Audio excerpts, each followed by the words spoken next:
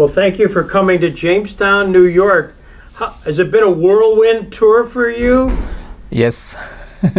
How long you been in the United States? This is my third year. Okay. Yeah, I've been in Atlanta as an international student at Columbia Theological Seminary.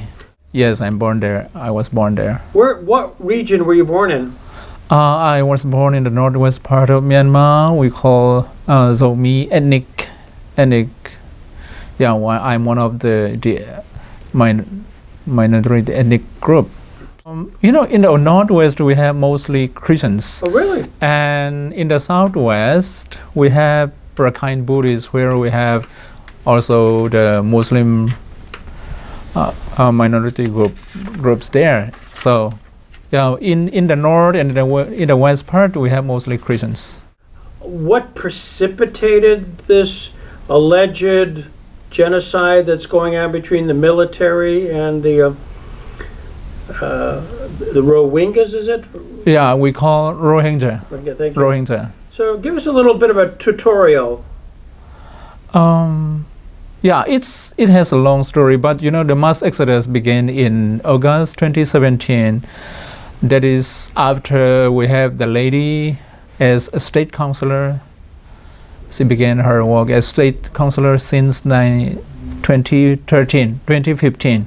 So it's very sad that this happened, mass exodus of the Muslim minorities, and also the Christian persecutions and bombing by the military government in Christian areas in the north and some in the northeast areas. So really discrimination and persecution is like usual, and that's what we have been struggling against it for more than half a century in ethnic areas. So yeah, why 2016 and 2017 did all of a sudden the persecutions pick up? Why what precipitated that? I would say, okay, now we've been under the military government for a very long time. Now we have civilian. From 2010 to 2015, we have a semi-civilian government. Most of, or like our president and other government leaders, they have their military background, but they don't no longer use their military uniform. That's why we call semi-civilian government. And in 2015, we have a really, civilian government led by Aung San Suu Kyi, the lady. And since after she became, she took her office work, I think the military think, oh, this is a good chance. The government is, civilian really. But at the same time, in the name of this civilian government, the military will do what they want to do, and that makes the situation worse and worse. And I think that's one of the reasons we have Rohingya Muslims fleeing the country. And also in the Christian areas in the north, we have more fighting. We have many Christians fleeing villages, fleeing their own place and leaving their own home and everything, and become refugees inside the country. Do you think it's just ethnic cleansing going on? It depends on how we define and understand ethnic cleansing. What is ethnic cleansing? So in the country, we don't understand what is ethnic cleansing, and we don't understand much about the genocide. What is genocide? So many people in Myanmar think that we just don't understand what is ethnic cleansing, what is genocide. So yeah, that's what I can say. People don't understand what genocide is, what ethnic cleansing is. But what we know is that we are oppressed, we are discriminated ethnically or religiously. And even among the Burmese-speaking group who are Buddhists and who speak the same language, that is our common language, the whole country. But also many of them suffered under the military government, the dictators. So we have different stages. In the whole country level, all of us struggled against the military government for a very long time. And again, under this dominant Burmese Buddhist-speaking Buddhist group, all other ethnic groups and religious groups suffered again. So we have different stages where we struggle and suffered, and you know. And what about yourself? Was your family Christian? Were you raised in a Christian family? Yes, I was born a Christian and grew up as a Christian. And in our area, we have more than 87 point something Christians. In my area is the northwest part, and in the north we have more than 90% Christians percentage. So, yeah, I suffered a lot under the militaries. Like, they during our childhood, I'm the eldest in the family. So as an eldest, I need to go out on behalf of our family. So I've been a porter for the military for 3 times. That was my middle school age. And after I become a pastor in a remote area, close to India, so they will come to the village where I'm a pastor. They will come to the village and take whatever they like, some pigs and hens, and they will call the people from the village to carry their things like that. So I have seen many times. So that's how I came across myself. I experienced myself. How do you, when you read even the United Nations is described that what is going on in Myanmar as a textbook example of ethnic cleansing. Yes. The International Criminal Court yes. has been asked to consider prosecuting the head of the military.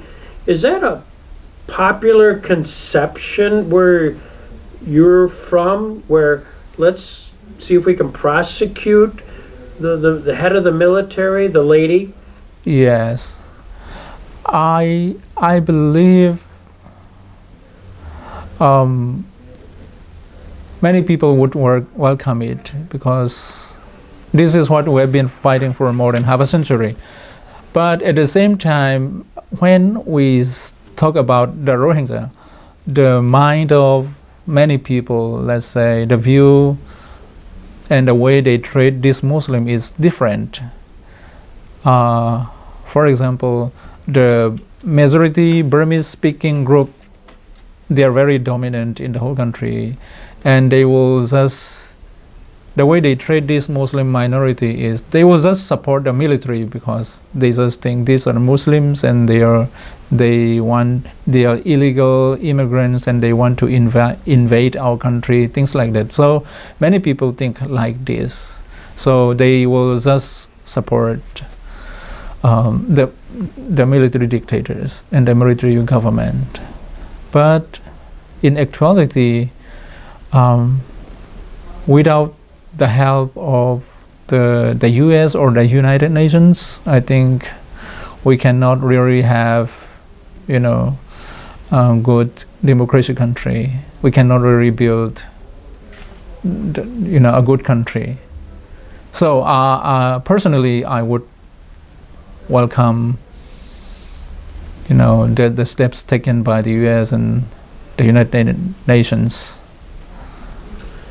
So with the Muslims, they're sort of, the propaganda of the popular government is they really shouldn't be here at all in the country.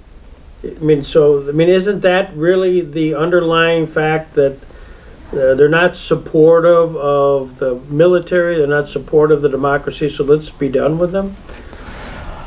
Yes, I would say yes. That's what happened in the society. So the place where we have Muslim people is, we call Rakhine State, and these Rakhine are mostly Buddhist, but they are not Burmese. So they are against this dominant Burmese group. So this society is also, they have conflict between Muslims and Rakhine Buddhists, and again Muslims have problems and conflicts with the Burmese dominant group again. So the society where they are living is like that. So while this is going on between the Buddhists and the Muslims, where does the Christian church play in this? Are they passive? Are they active? Oh, yeah. It's interesting. We are very close. Actually, Chin State and Rakhine State is very close, and Muslims are living in the north of Rakhine State, and we are very close, but we don't have interstate highway. Even though we are close, we don't have contact. So we just know that, there are some Rohingya people close to us, but we don't know at all. We don't have in touch with them at all. So many Christians just think, the worldview of the Christians also is very,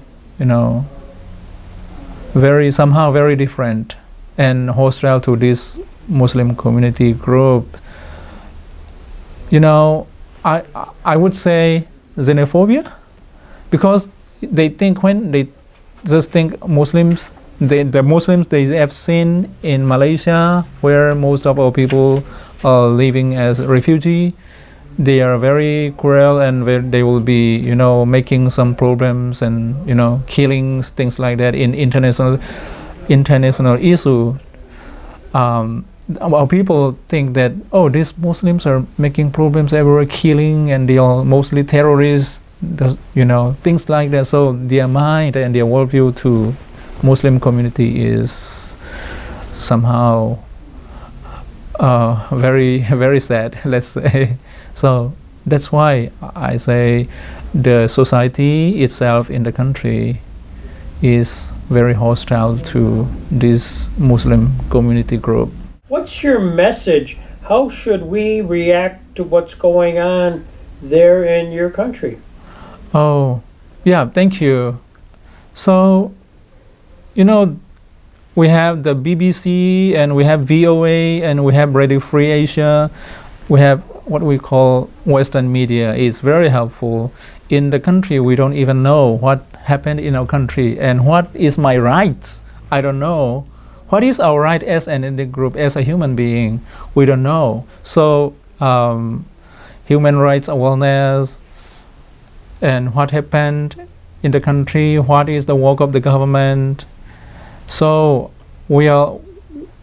our education is very, very bad too, So, I want the people, American people and American government, or let's say the United Nations, to involve more and deeper, so that we can have a peaceful country where the government do justice, and also the people do justice.